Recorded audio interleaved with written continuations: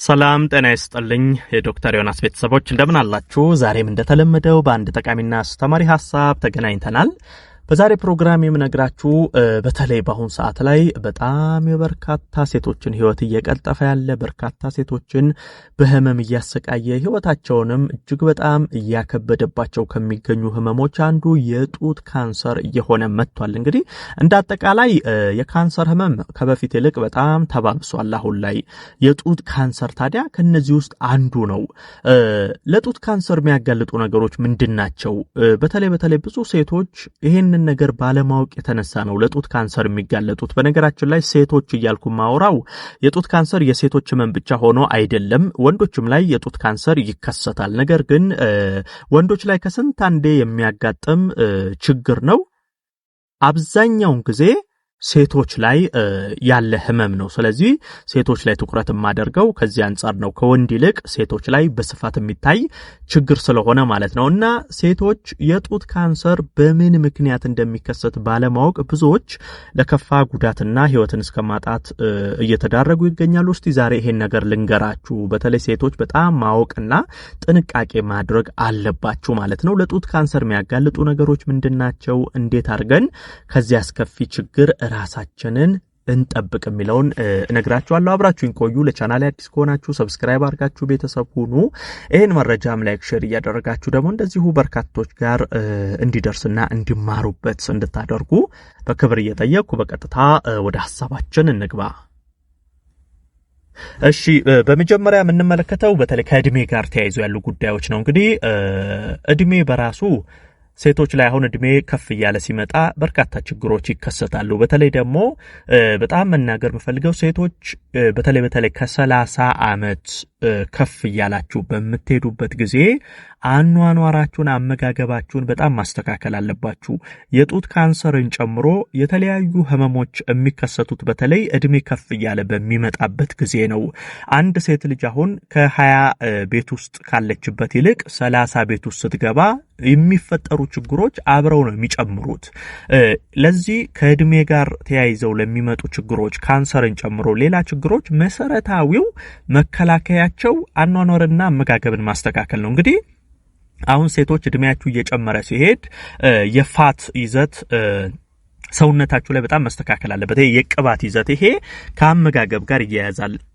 ቅባት የበዛባቸው ምግቦች፣ የታሸጉ ምግቦች፣ ይሄ አርቲፊሻል የሆኑ ምግቦች ላይ ትኩረት የምታደርጉ ከሆነ ለጡት ካንሰር የመጋለጥ እድላችሁ በጣም ይጨምራል። ከዛ በተረፈ ደግሞ አኗኗር፣ ለምሳሌ የአካል ብቃት እንቅስቃሴ ማታደርጉ ከሆነ፣ በአግባቡ እንቅልፍ፣ በቂ የሆነ እንቅልፍ ማትተኙ ከሆነ፣ የሰውነታችሁን ክብደት ማትቆጣጠሩ ከሆነ፣ ውፍረት፣ እንደዚህ አይነት ነገሮች የሚፈጠሩ ከሆነ ይሄ ለጡት ካንሰር የመጋለጥ እድል ይጨምራል ማለት ነው። እድሜ ሲጨምር እነዚህ ነገሮች አብራችሁ ማታስተካክሉ ከሆነ፣ ስለዚህ እድሜ አንዱ የጡት ካንሰር አጋላጭ ምክንያት ነው። መፍትሄው ምንድነው? እድሜ ከፍ ሲል አመጋገብን፣ አኗኗርን ማስተካከል ይሆናል ማለት ነው። ይሄን እንደ መሰረታዊነት በደንብ ተጠንቅቃችሁ ማየት ማስተዋል ያስፈልጋል። ሌላኛው ደግሞ መሰረታዊ ነገር በዘር የሚፈጠር ደግሞ የጡት ካንሰር አለ። የትኛውም የካንሰር አይነት በዘር የመተላለፍ ነገሮች አሉ። በተለይ በእናት፣ በአያት፣ በአክስት፣ በእህት በእንደዚህ ከዚህ ቀደም በዘራችሁ ላይ በተለይ የጡት ካንሰር ተፈጥሮ ከነበረ፣ የትኛውም የካንሰር አይነት ተፈጥሮ ከነበረ በዘር የመተላለፍ ነገሮች አሉ። ነገር ግን በዘር የሚከሰትንም የካንሰር አይነት መቀነስ ትችላላችሁ። መቀነስ የምትችሉት እናንተም ለዛ ችግር ተጋላጭ እንዳትሆኑ ማድረግ የምትችሉት ጤናማ አመጋገብ መከተል፣ ጤናማ የኑሮ ዘይቤን መከተል፣ የአካል ብቃት እንቅስቃሴ መስራት፣ በቂ እረፍት ማድረግ፣ አመጋገብን ማስተካከል፣ አኗኗርን ማስተካከል። ይሄ ነገር ምንጊዜም ልክ ከእድሜ ጋር ተያይዞ እንደሚመጣ ሁሉ ከዘር የሚመጣውንም በዚህ መቆጣጠር ትችላላችሁ።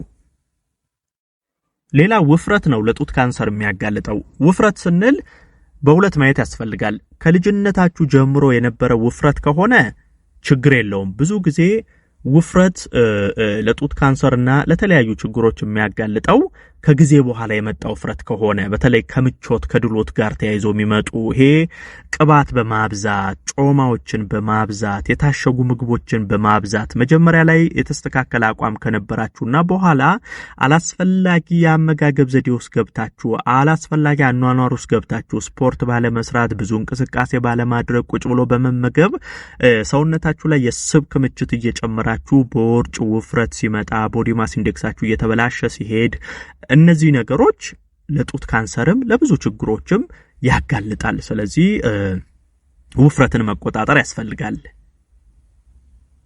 ሌላኛው ደግሞ ይሄ ሱሶች ለምሳሌ አልኮል፣ ሲጋራ እንደዚህ አይነት ነገሮችም ለጡት ካንሰር የማጋለጥ እድላቸው ሰፊ ነው። ለምሳሌ አልኮል የሰውነት ድርቀት በከፍተኛ ሁኔታ ይፈጥራል፣ የሆርሞን ችግሮች በከፍተኛ ሁኔታ ይፈጥራል። ሲጋራም እንደዛው። ስለዚህ ይሄ ሱሶች ካሉ መጠጦች፣ ሲጋራዎች እንዲህ አይነት ነገሮች ለጡት ካንሰር ስለሚያጋልጡ ይሄንንም በጊዜ ብታቆሙ መልካም ነው።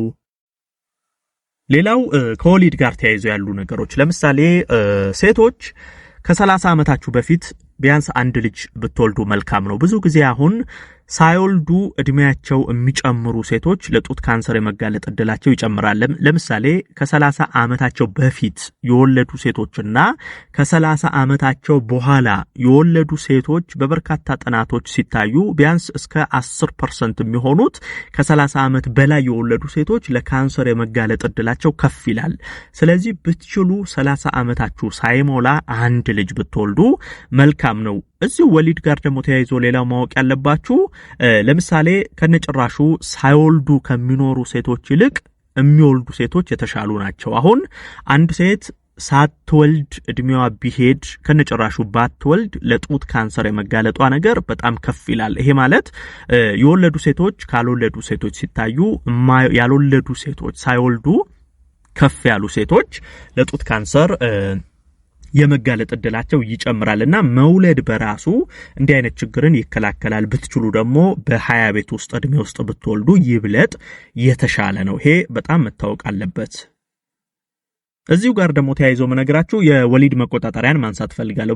በተለይ ዝም ብላችሁ ያገኛችሁትን የወሊድ መከላከያ የምትጠቀሙ ሴቶች በተለይ ከፍተኛ የሆርሞን መዛባት ችግር የሆርሞን ለውጥ ያመጣል። ይሄ ለጡት ካንሰር የመጋለጥ እድላችሁን ይጨምራል። እዚህ ጋር መነግራችሁ ነገር ምን ጊዜም የሕክምና ባለሙያ አማክራችሁ ከናንተ ጋር ተስማሚ ሆነውን አንድ የወሊድ መከላከያ መያዝ ነው። አንዳንድ ሴቶች ዝም ብላችሁ ያገኛችሁትን እየገዛችሁ የምትጠቀሙ አላችሁ። ይሄ በጣም በርካታ ችግሮች ያመጣል። አንዱ ከዚህ ከጡት ካንሰር ጋር ተያይዞ የሚነሳ ችግር ነው ማለት ነው።